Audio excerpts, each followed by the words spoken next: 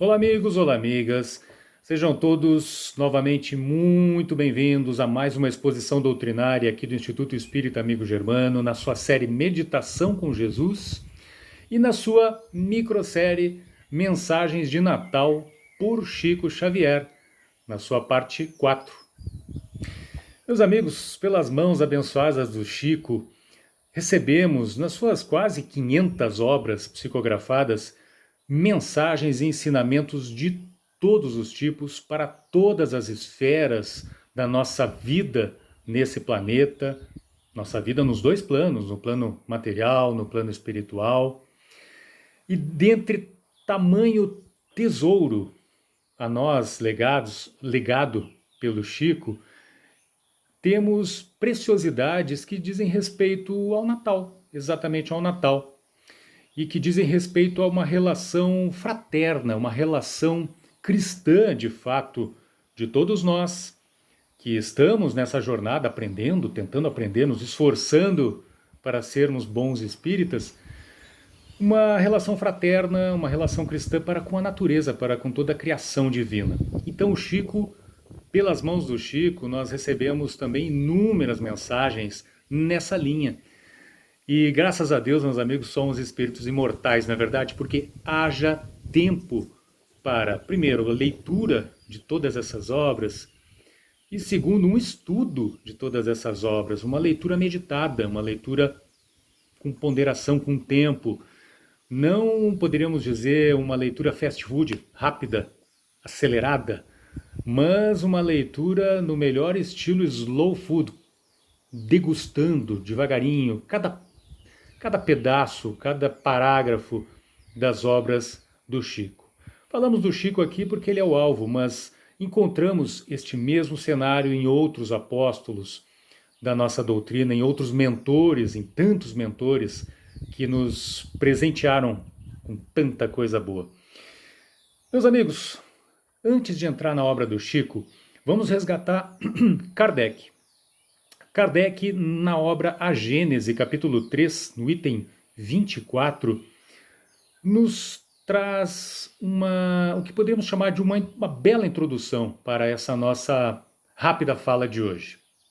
Ele diz o seguinte em relação aos seres inferiores da criação. E, de novo, meus amigos, é Kardec. É Kardec, estamos falando de Kardec, estamos falando de Chico, ou seja, estamos falando de uma parte do tesouro da doutrina espírita que diz respeito diretamente a algo que ainda hoje, no século XXI, estamos conduzindo de uma forma ainda não amorosa, que é a nossa relação com a natureza e com todos os animais, todos sem exceção. Mas deixemos Kardec falar. Nos seres inferiores da criação, naqueles em que o senso moral não existe ou a inteligência ainda não substituiu o instinto, a luta poderia ter por móvel apenas a satisfação de uma necessidade material. Ora, uma das mais imperiosas necessidades é a da nutrição. Lutam, pois, unicamente para viver, quer dizer, para agarrar ou garantir uma presa, porque não poderiam ser estimulados por um motivo mais elevado. É nesse primeiro período que a alma se elabora e ensaia para a vida. Kardec é maravilhoso. No homem, há um período de transição no qual ele se distingue com dificuldade do animal. Nas primeiras idades, o instinto animal domina e a luta tem, ainda, por motivo, a satisfação das necessidades materiais. Mais tarde, o instinto animal e o sentimento moral se contrabalançam. O homem, então, luta não mais para se nutrir, mas para satisfazer sua ambição, seu orgulho e a necessidade de dominar. Para isso, é-lhe ainda preciso destruir. Mas à medida que o senso moral predomina, a sensibilidade se desenvolve, a necessidade da destruição diminui. Acaba mesmo, meus amigos, vejam só, é Kardec que está falando, acaba mesmo por se apagar e se tornar odiosa. Então, o homem tem horror ao sangue. Quem está falando isso, meus amigos, é o professor Allan Kardec, codificador da doutrina espírita. E quando ele fala horror ao sangue, o sangue é esse mesmo também. Esse que é vertido dos corpos dos animais em nome da nossa alimentação, em nome do nosso vestuário, em nome das pesquisas para desenvolvimento de produtos na indústria, enfim.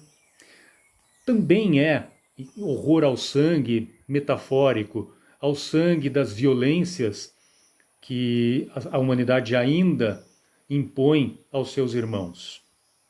Violências de ordem racial, sexista, étnica, religiosa, enfim, tudo isso faz com que a humanidade, sim, acabe tingindo-se de sangue, o sangue do orgulho, como bem disse Kardec, o sangue do orgulho e da necessidade do domínio. Mas vejam só, meus amigos, como as coisas são costuradas quando se trata de doutrina espírita. Entre, por exemplo, Kardec e Chico Xavier. Trazendo uma poesia singela, da obra Os Dois Maiores Amores, de Chico Xavier, pelo espírito Milton da Cruz, nós trazemos aqui os seguintes versinhos. Natal. Quem louva Jesus com júbilos imortais, suprime, esquece ou reduz a morte dos animais. Ainda, de novo, para que vocês vejam como Chico foi um produtor assim efetivo, enorme, prolífico de mensagens.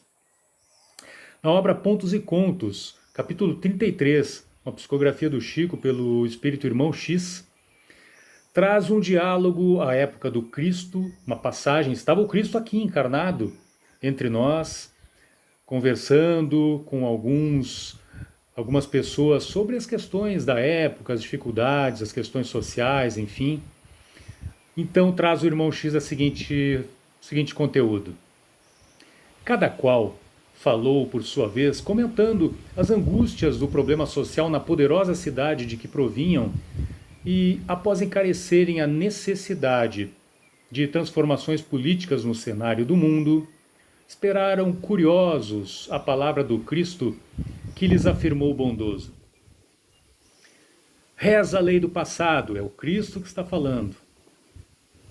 Não matarás. Ele se refere ao mandamento, um dos 10 mandamentos trazidos por Moisés, a lei do passado.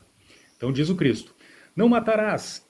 Eu, porém, vos digo que não se deve matar em circunstância alguma, e que se faz indispensável a vigilância sobre os nossos impulsos de oprimir os seres inferiores da natureza, porque um dia responderemos à justiça do Criador Supremo pelas vidas que consumimos. O Cristo dando o seu recado. Meus amigos, para finalizar então aqui a costura de que falamos, ela prepara, na verdade, o ser humano para a confecção de uma sublime vestimenta, uma sublime roupa, sublime vestimenta do amor irrestrito a toda a criação divina, sem exceções, sem escolhas. Amigos, para que esse momento ocorra, precisamos mergulhar sem temor no mar da reflexão e da renúncia ao extermínio de irmãos não humanos. Com empatia, sem julgamentos, com respeito pelo tempo de cada um. Mas urge que tomemos atitude, porque o despertador cósmico está dando sinal. Está na hora de pensarmos e agirmos em nome do próximo, seja ele qual for, humano ou não humano. Muita paz a todos e até a nossa próxima exposição aqui pelo Instituto Espírita Amigo Germano.